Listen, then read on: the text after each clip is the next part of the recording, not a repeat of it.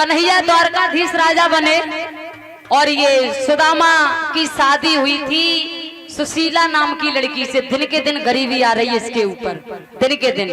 और जब दिन के दिन गरीबी आती गई तो एक दिन सुशीला ने इनसे ये कहा कि महाराज हमें एक बात बताओ, हमने तुमने ऐसे कौन से देखो कि या तो पति ने था लेकिन पत्नी का भी कुछ दुर्भाग्य था जो कि उसके ही साथ शादी हुई और उसके चक्कर में उसे भी भोगना पड़ा।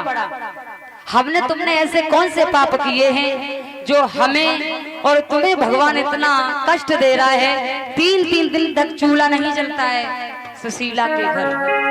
तो सुदामा अपनी गलती स्वयं बताते हुए अपनी पत्नी से क्या बोले कि ये पाप तो सुशीले हमने किया है, गलती तेरी कुछ नहीं है इसमें, लेकिन तू तेरा भाग्य है ऐसा जो मेरे साथ तुझे भी भोगना पड़ रहा है। क्या बोले कि हम गुरुकुल में पड़े रहे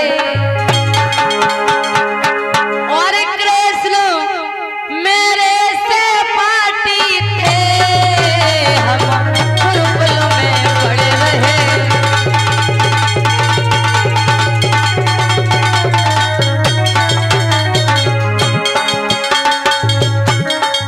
एक दिन गए लेन लकड़ी गुरु मैया ने चना दे,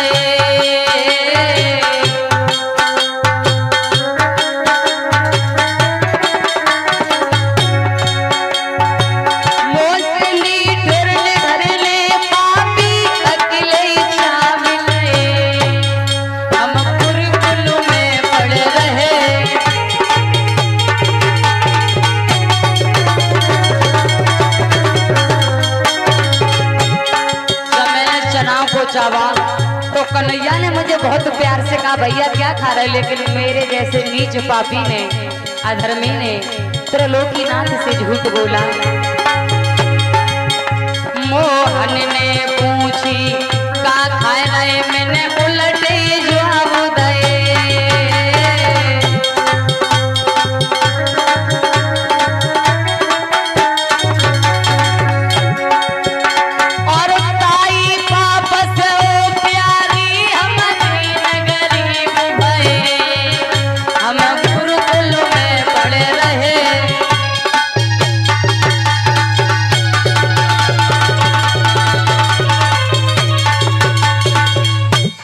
ये पाप मैंने किया है। तुम हमेशा कृष्णा कृष्णा करते रहते हो, कौन है? ये हमारे बचपन के सखा हैं, सुशीला खास हैं बिल्कुल।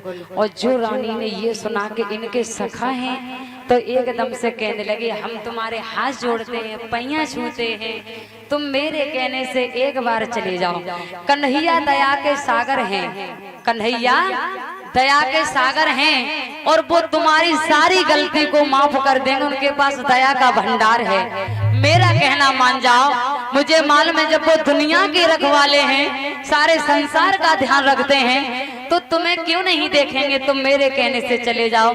तो कहने लगे कि हे प्यारी देख मेरे पास कुछ नहीं है, गुरु पिता मित्र के यहाँ जब जाते हैं ना तो छोटी मोटी भेंट होनी चाहिए और मेरे पास भेंट तक नहीं है। अब तू ही बता मैं कैसे चला जाऊंगा। आज रानी ने अपने पति सुदामा जी के पैरों को पकड़ लिया, छोड़ नहीं रही और कहती जब तक तुम हाँ नहीं करोगे तब तक मैं हटूंगी नहीं, जब तक तुम हाँ नहीं करोगे।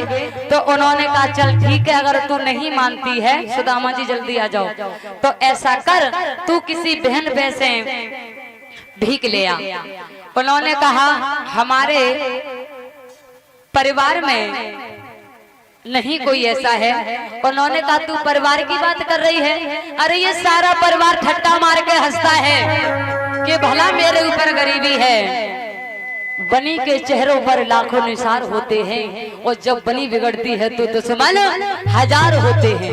आज सुदामा का कोई अपना नहीं है और क्या बोले के तू परिवार की बात कर रही है कि का है गई बाबुरी नारी, ओ नारी को पूछ तो बात गरीबी में का।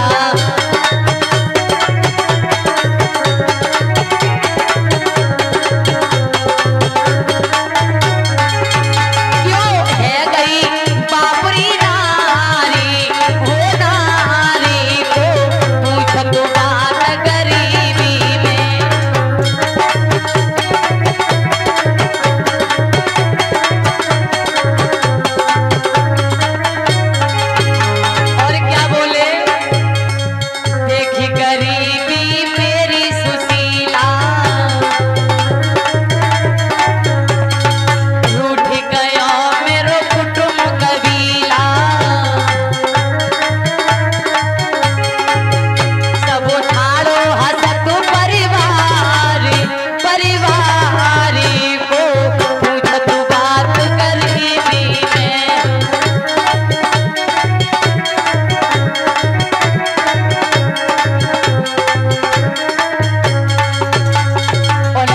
कि महाराज कोई अपना नहीं है।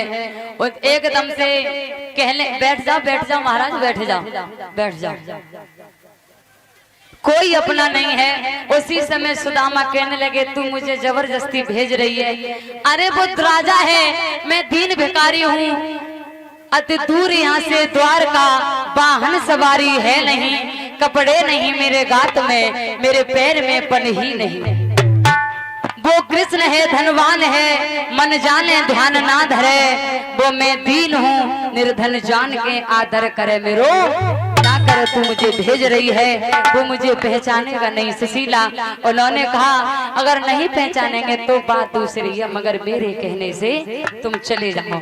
तो आज पति की आज्ञा से मतलब सुशीला का दूसरा नाम था भाविनी, दूसरा नाम भाविनी था। परेशान हो जाती है और मजबूरन हो करके मांगने के लिए जाती है, लेकिन जो जिस पे मांगे वही जगह दे। 500 ले गई सो दे गई, 6 दिन पहले ले गई सो दे गई। अब सुशीला पे कुछ था ही नहीं, पेट को पकड़ के रोने लगी कि हे विधाता कैसी तू मेरी परीक्षा ले रहा है। सुशीला से हरेक मैया ने मना कर दिया, और जब हरेक मैया ने मना कर दिया तो कवि ने कल्पना की है कि पति आज्ञा पर लाचारू भई और मांगन को भाविनी चल दीनी, और काऊ न भेंट उधारी दई और नाई सबने कर दीनी।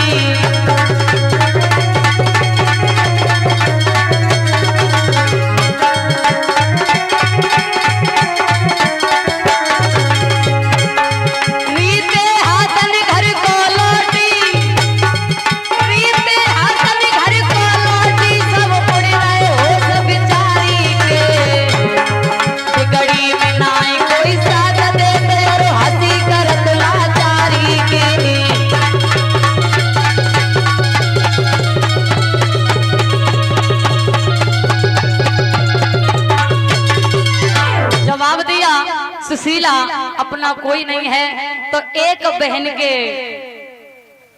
कलेजे में दया आ गई। एक बहन के कलेजा पिघल गया। वो बोली बहन तू चिंता मत कर, मेरे आंगन में तंदुल पड़े हैं। तंदुल और चावलों में बहुत बड़ा फर्क है।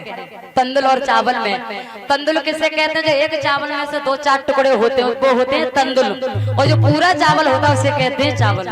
तो वो तंदुल दे दिए। सुशीला ले आई, वो भेंट अपने पति को दे दी और कहा कि महाराज चले जाओ, कन्हैया से मेरी राधे राधे कह देना। तो आज जब वो चले, सुदामा जी हमारे पास आए